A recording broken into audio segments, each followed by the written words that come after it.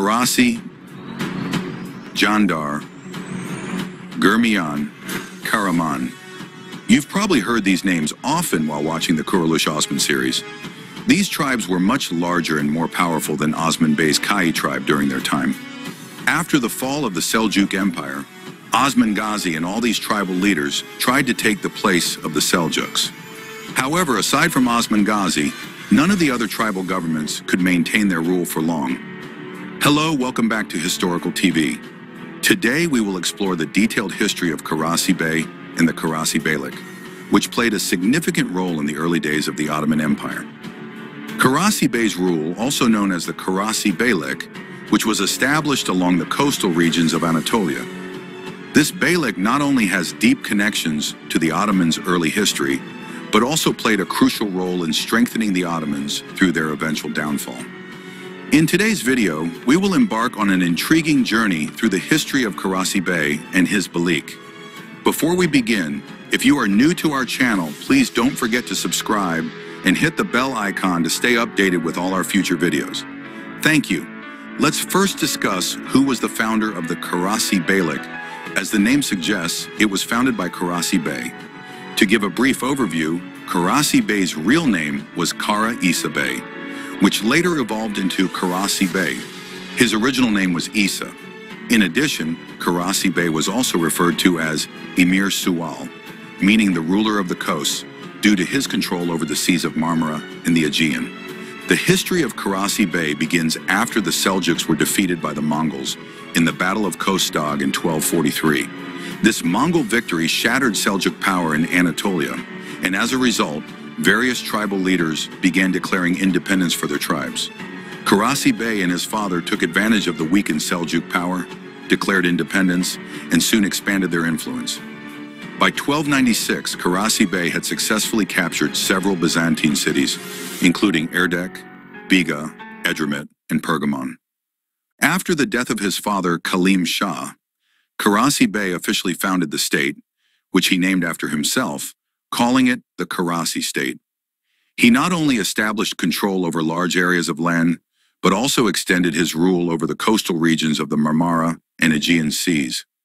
Karasi Bey formed one of the strongest naval fleets of the time, which significantly strengthened his control over the sea routes and coastal territories. During this period, many Turks, fearing the expanding Mongol influence, sought refuge under Karasi Bey's protection. This led to a significant population increase in his state, turning it into a major hub of activity and further expanding its reach. In 1299, when Osman Bey laid the foundation of the Ottoman Empire, the Karasi Beylik also declared its independence. Both states emerged around the same time and shared a common goal: to consolidate their power in the regions of Anatolia. One of the unique features of Karasi Bey's reign was his naval prowess. He strengthened his hold over maritime routes and led several successful naval conquests along the coastal regions of the Aegean Sea, establishing Karasi rule over these areas. This naval strength later proved to be a crucial asset for the Ottomans, and especially in their future conquests. However, the Karasi Beylik's rule did not last long, as internal conflicts began to weaken the state. Karasi Bey passed away in 1328, and after his death, his son Iklan Bey took control.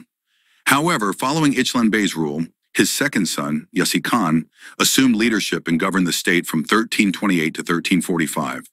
After Yasi Khan, Demirhan became the ruler.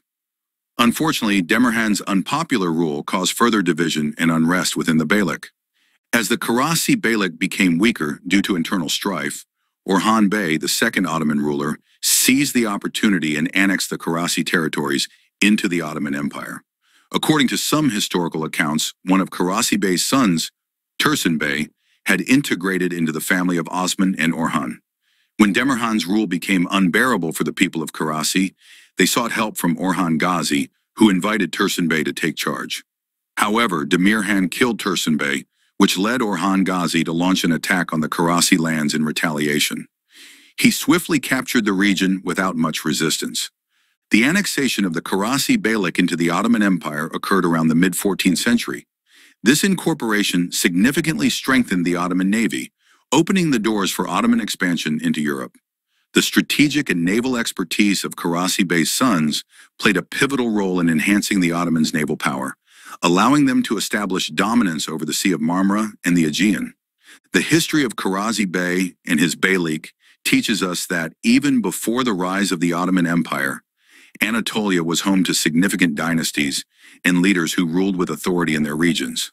However, many of these states either allied with the Ottomans or were eventually conquered by them.